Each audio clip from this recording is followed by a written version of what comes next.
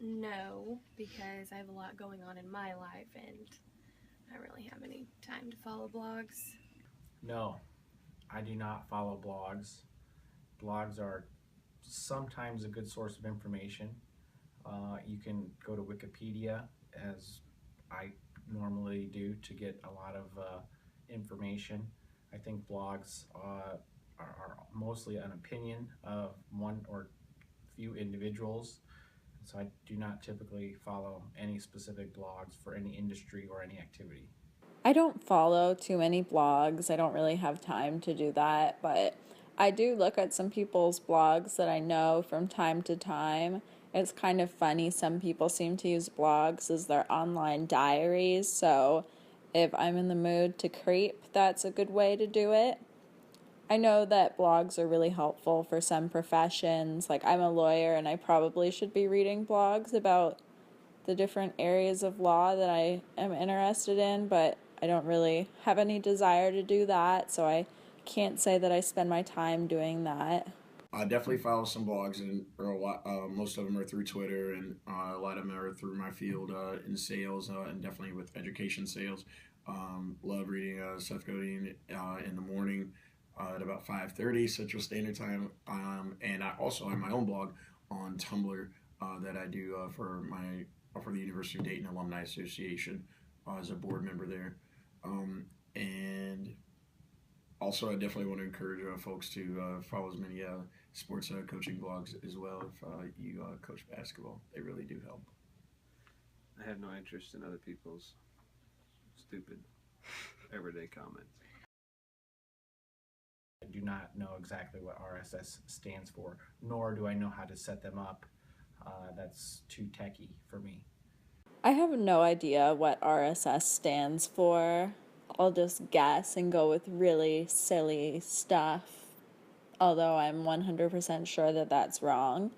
I know that it's like a thing on the internet where it's sort of like is a live feed of popular stories.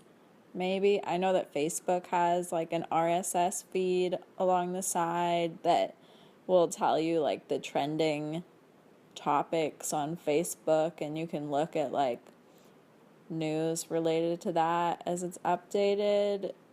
I'm pretty sure that's what it is.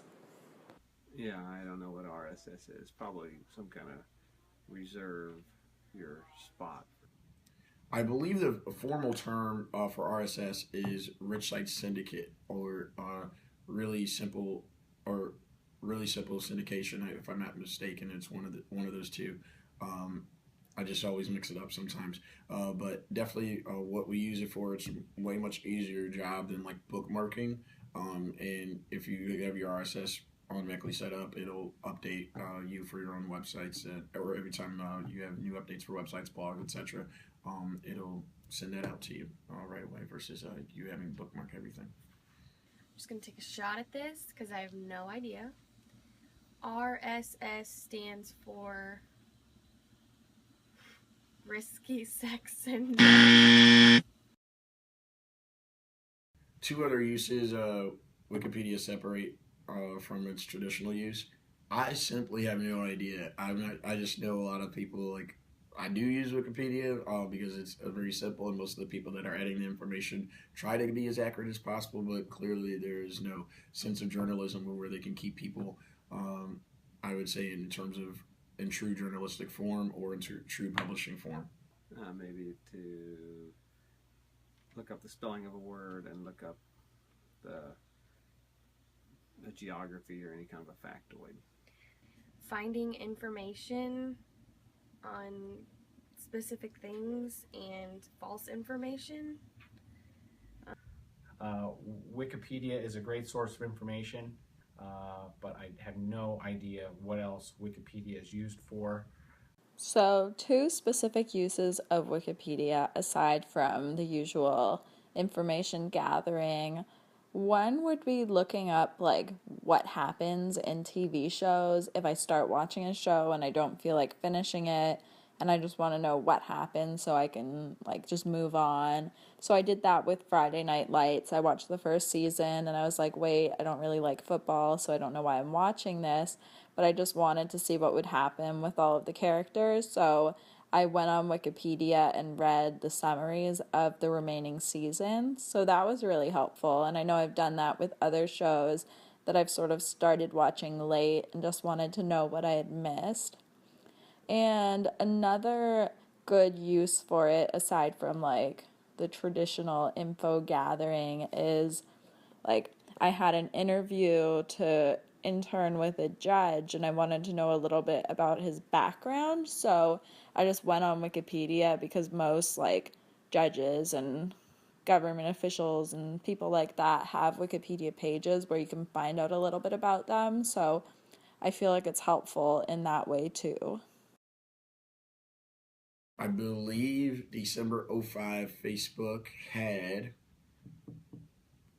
just under 300,000 users in December 05, I think.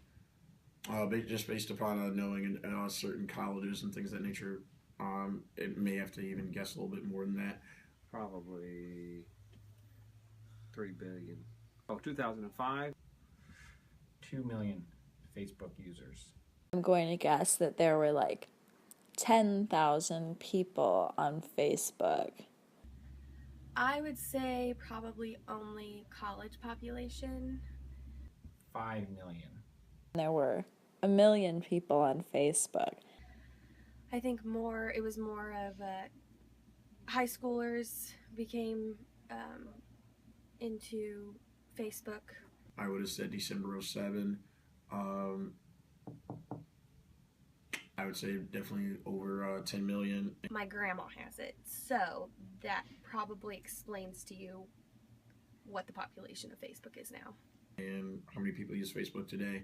I definitely don't think it's in the 2 billion range yet.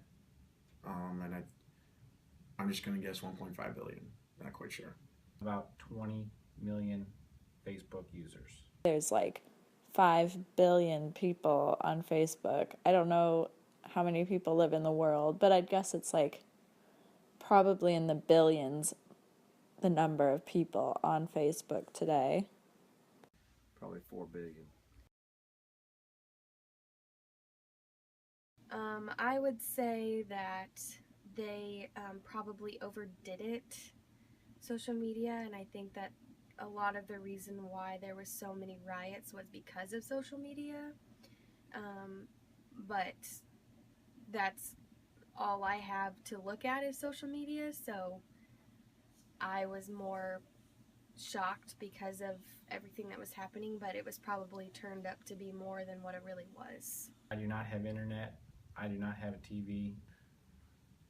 Well, there were a lot of different people I was trying to follow, just because I know some of the aldermen in that area, as well as the state senator, as well as the state representative in the area. And so Twitter is where I use a lot of for sources for my news information. But there's also was giving me a real-time feel of what it was like being in the community.